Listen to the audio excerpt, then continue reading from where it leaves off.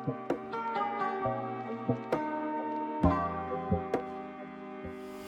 lovelies, Sally Bononi and welcome back to my channel. If you're new here, then welcome. My name is Prim.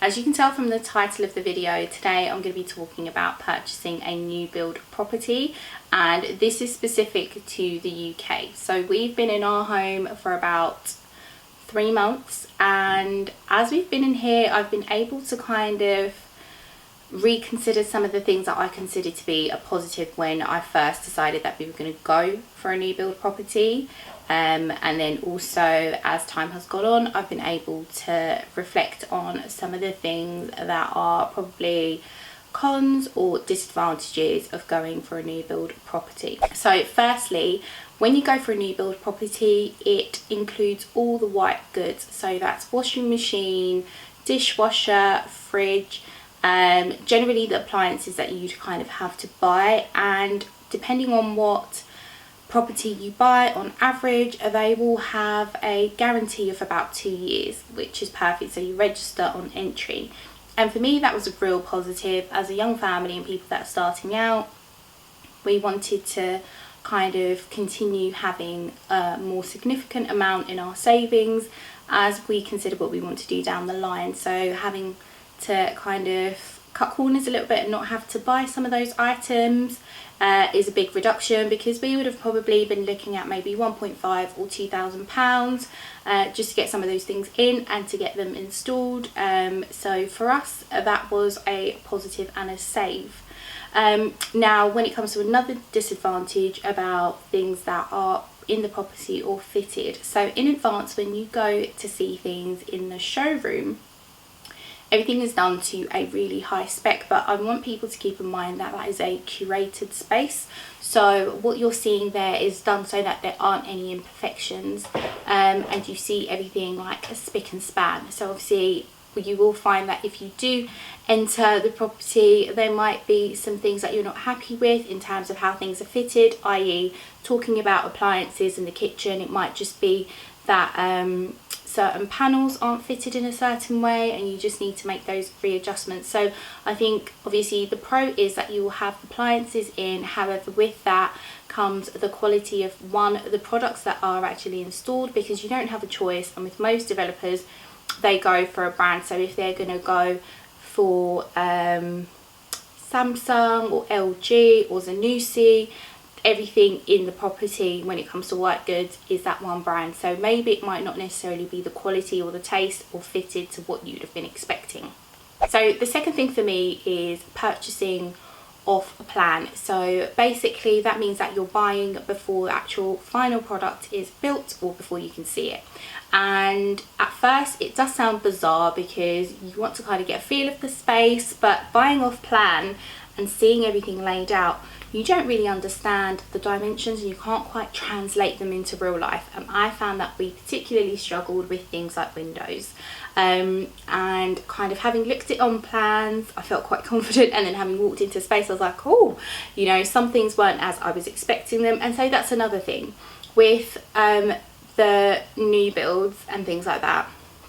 If you can, and if you are in a position to go and reserve a property based on having seen a similar layout or the exact same layout as what you're trying to buy, then that would be ideal. But based on the area that we live in, because we're outside of London, on average the developers only do one showroom. However, in London for example, if they're going to have 5 property layouts, sometimes they do like 4 or 5 of those property layouts for people to get a different feel. If you're going to be seeing, you know, a full 3-bed house, a 2-bed property, a 4-bed property, they give you that full show home experience and variety. So for me, I think it can be a disadvantage kind of looking at things off plan and not being able to measure things up and size them up. However, the advantage for some people on the other side is that actually once you kind of have an idea of what you're getting, you're kind of good to go. And if you're confident in the layout and you like it, actually,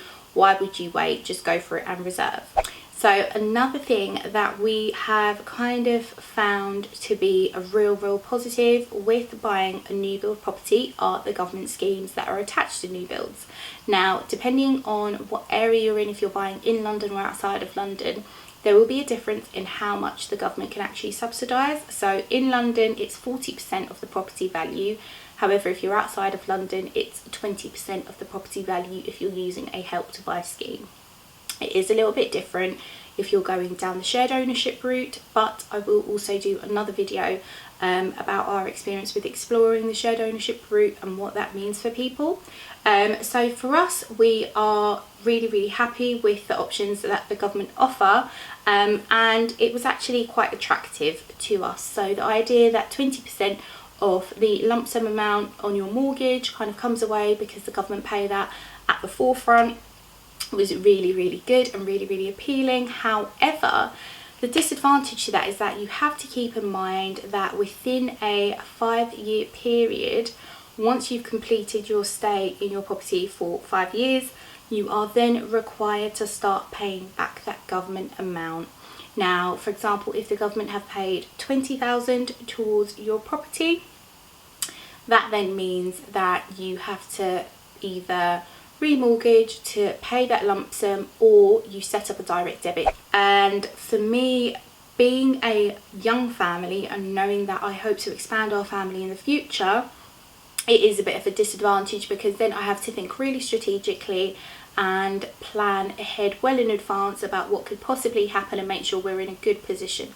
So then you're kind of encouraged to think ahead and think about what you'd want to do with your property in the future. Are you thinking about reselling? Are you thinking about retaining the property? Would you want to then let the property out? And there's certain aspects of the agreement. For example, you wouldn't be able to let the property out if you still haven't paid the government element of the Help to Buy scheme. So those are some of the other things to keep in mind, that they're real positives on one hand, but definitely down the line there are elements that can be a bit difficult. Now, the fourth thing that I think was particularly attractive for us is the management company and the aspect of having things done where you are. For example, grass is cut, communal areas or anything like that is cleaned, so like the pathways and everything where you park is clean for you. There's a management company that comes to sort that out and make sure that's all taken care of. Windows are cleaned for you. However, with that, there is a little bit of a disadvantage in that you have to go through the management company who are handed over the properties. They don't necessarily build it. So if you do have a grievance, there's sort of two parties to go to depending on the level of the grievance. So let's say if it's kind of like a cosmetic tiny thing, you then go to the management company if that's something they can quickly sort out when it deals with cleanliness or anything to do with parking. However, if it's actually structural and to do with your building, you still have to go back to your developer. And on average, developers have a 2-year warranty, and you would have like a customer service team that you can talk to, which is quite nice initially, but you also have to start thinking and planning about the future beyond the 2 years, making sure that you do have some financial leniency to cover anything that could potentially come up. So as you kind of go into these new build properties, everything is absolutely brand new, depending on the type of developer you have as well. Some of the specs are a little bit uncommon. So for example, with us, our taps aren't handle taps, they're actually sort of touchscreen monitors. So down the line, beyond our warranty, that would then become our responsibility to replace that or to change anything if we did have an issue. So it's just making sure that you keep things like that in mind. So it's really positive that you do have a support system to begin with, but there is life beyond that period and you need to be prepared for that. And then I think the next thing that is a contentious issue for a lot of people is ground rent and the service charges. They can be quite significant. For us, I think it's pretty much twice a year that you make payments. They'll kind of fall in a quarterly pattern between our ground rent and our service charge. So that then means that with the ground rent, obviously that's going back to the developer, with service charges that's going to the management company if they need to do anything, or if there was anything that's an issue with the exterior walls, there's sort of like a pot that's available for works to be done collectively amongst everybody that is residing in the various properties. And this is a positive, but it can also be a real stickler if you're not someone who's putting money aside, or if you don't have the excess, or you're not in a position to have additional excess to prepare yourself for that. So I think a lot of the time when we think about mortgage payments, we calculate what's going out at the end of the month, and of course that is the ideal, as well as bills, but actually there's sort of like a contingency fund that you have to create outside of that. And then finally, I think for me, with the new builds, my husband and I have been questioning the value at the end.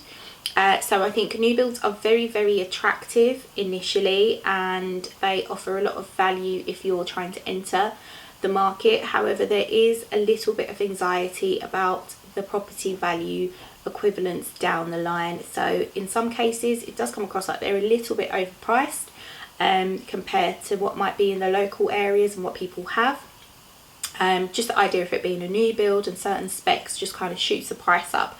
However, you then also want to reflect about what the area has and what the value of the property could be in the future, just to maximise your options. Again, coming back to having to pay government schemes back, or just looking to the future, expanding family and things like that. So I think with new builds, it is great that they're lovely, they're shiny, they're spanking brand new, but actually it's about their durability and the value and how the market sees them down the line, whether they grow as much as traditional builds. And those are things that I think people really need to consider before purchasing a new build property, thinking about where they're at, what their comfort zones are, what their thresholds are with certain aspects, because the pros are very attractive for a quick turnaround. They're very attractive for, I think, young families. It seems like a practical solution.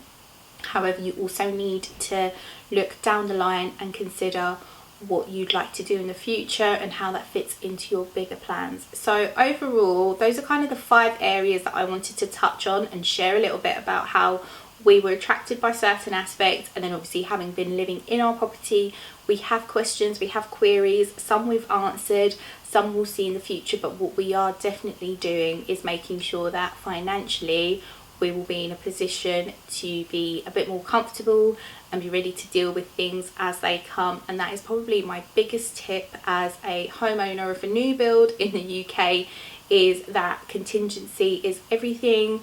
It's very comfortable for the first couple of years, of course, but you need to prepare for the future. So if you're thinking about buying a new build property, then there's loads of information on the government websites, and there's lots of different developers, different areas, and loads of options. So definitely have a little look and don't limit yourself to the developers you kind of talk to, and explore and ask as many questions as possible before making the big decision. I hope this video is helpful for anyone that's just curious about new builds, but also for anyone that's kind of on the home ownership journey or thinking about home ownership.